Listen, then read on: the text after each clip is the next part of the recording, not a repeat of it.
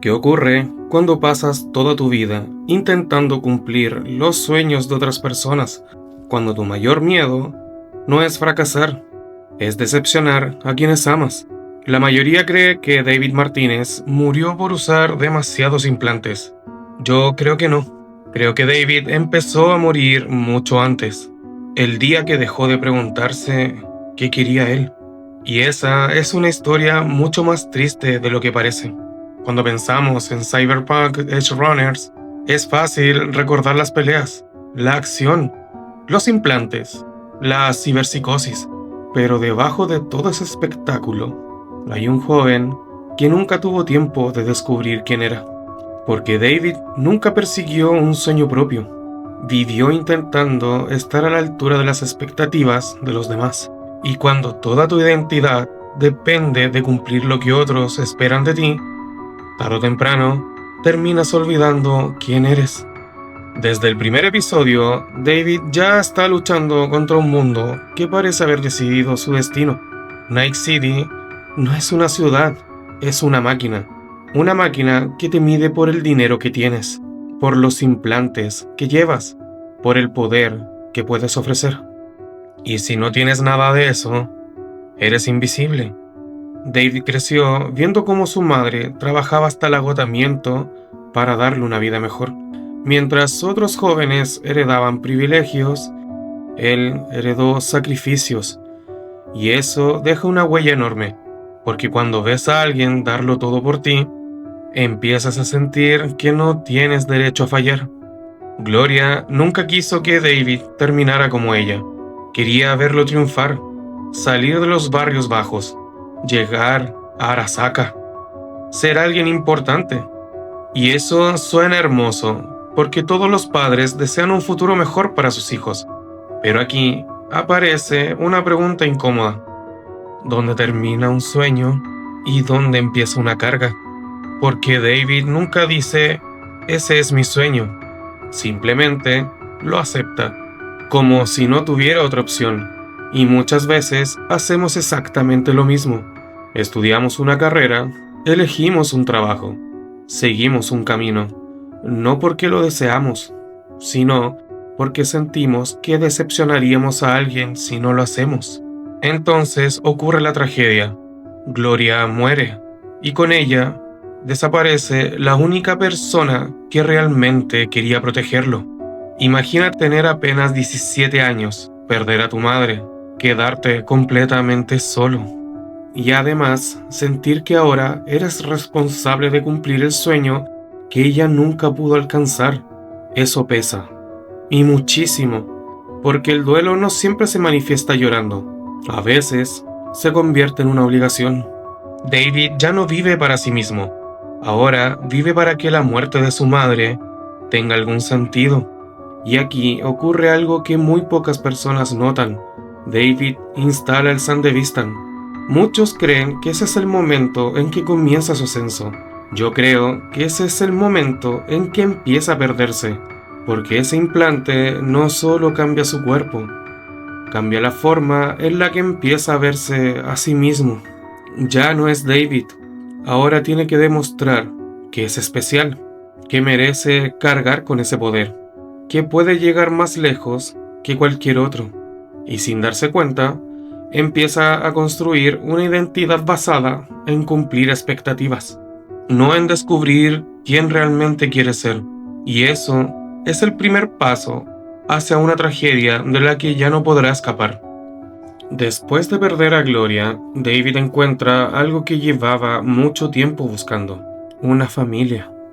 Maine, Dorio, Rebecca, Pilar, Kiwi, Lucy.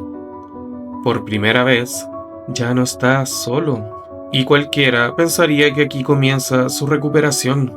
Pero en realidad, aquí empieza otra forma de perderse. Porque David no encontró un lugar donde descubrir quién era. Encontró otro grupo de personas a las que sentía que debía demostrarles su valor. Maine ve algo especial en David. Le dice que tiene potencial, que puede llegar más lejos que cualquiera. Y David vuelve a escuchar las mismas palabras que había escuchado toda su vida. Eres especial.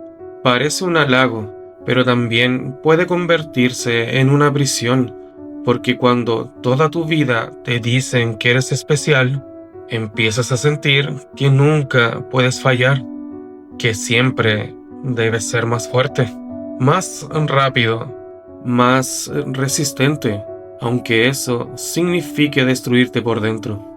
Y aquí aparece uno de los temas más importantes de toda la serie, la ciberpsicosis. Muchos la entienden como una enfermedad causada por demasiados implantes, pero creo que eso solo explica lo físico. Lo verdaderamente peligroso es lo que ocurre en la mente. Cada implante aleja un poco más a la persona de sí misma. No solo reemplaza un brazo, reemplaza una parte de su identidad. Poco a poco, dejas de preguntarte quién eres y empiezas a preguntarte cuánto más puedes soportar. Luego llega uno de los momentos más devastadores de la historia. Maine pierde el control y mientras todos ven cómo un hombre se convierte en un monstruo, David ve algo completamente distinto. Ve su futuro.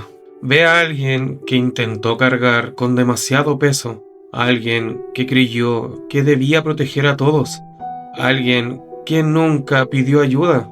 Y cuando Maine le entrega sus últimos deseos, también le entrega una carga imposible.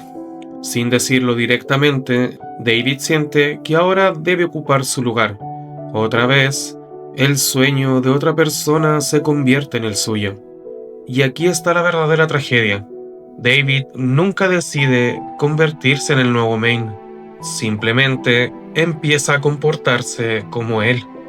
Trabaja más, se implanta más, protege más, carga con más responsabilidades. Porque cuando pierdes a alguien a quien admiras, es muy fácil creer que honrar su memoria significa convertirse en esa persona.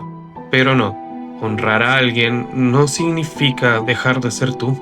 Si observas con atención, David ya no sonríe como al principio de la serie. Todavía ríe, todavía hace bromas, pero ya no tiene la tranquilidad del chico que conocimos. Ahora siempre está pensando en el siguiente trabajo, en el siguiente implante, en el siguiente enemigo. Como si detenerse un momento significara enfrentar todo el dolor que lleva dentro. Y muchas personas hacen exactamente lo mismo. Se llenan de trabajo, de estudios, de responsabilidades.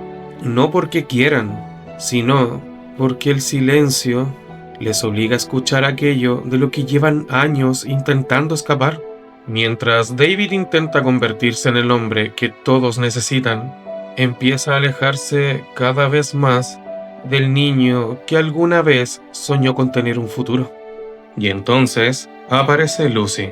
Muchos creen que Cyberpunk es una historia de amor.